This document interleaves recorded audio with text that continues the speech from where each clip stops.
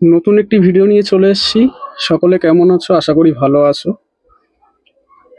আজকের ভিডিওটি কুড়ে ঘর অর্থাৎ গ্রাম অঞ্চলে যেসব বাড়ি দেখতে পাওয়া যায় তার মধ্যে দুটো বাড়ি, তো দু রকম ডিজাইন।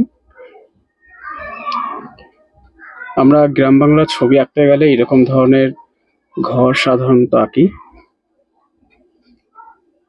ছবিটি চারকোল দিয়ে আঁকা আর্ট পেপারের উপরে। আশা করি সকলে কম বেশি কাজে লাগবে কাজটি। একটি নির্দিষ্ট অ্যাঙ্গেল থেকেই ছবিটি আঁকা হয়েছে এবং শুধু ঘরটা আঁকলাম না, সঙ্গে কিছু গাছপালা এঁকে দিয়েছি যাতে সবার আঁকতে সুবিধা হয়।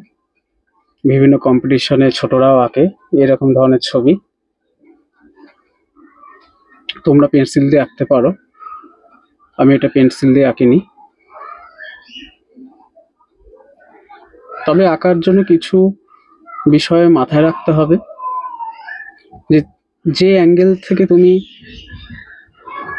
অনুভব করছো পরিবেশটাকে, সেই অ্যাঙ্গেলেই ছবিটাকে রাখতে হবে, তাহলে একটি পরিবেশের ঠিকঠাক রূপ পাবে। আমার এই ঘরটি আঁকা কমপ্লিট হয়ে গেল প্রায়। তো বিভিন্ন দিকগুলো মাথায় রাখার সঙ্গে সঙ্গে আরেকটা বিষয় খুব গুরুত্বপূর্ণ, সেটা হচ্ছে আলো ছায়া। কোথায় আলো পড়ছে, কোথায় অন্ধকার পড়ছে, কোথায় তুমি সূর্যের আলোটাকে রাখতে চাইছো সেটা দেখে নেবে।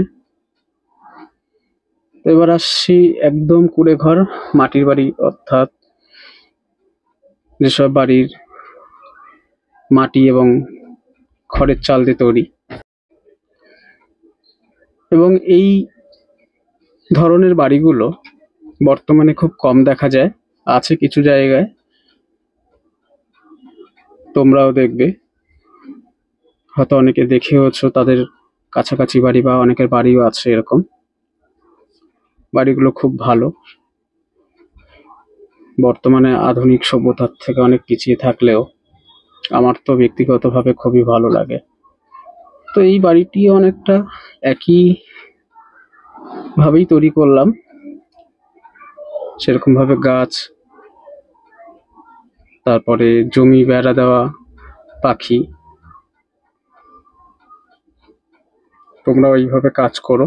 পরবর্তীকালে নতুন একটি ভিডিও নিয়ে আবার আসবো। ততক্ষণ ভালো থেকো, ভালো লাগলে লাইক কমেন্ট শেয়ার করো। Thank you.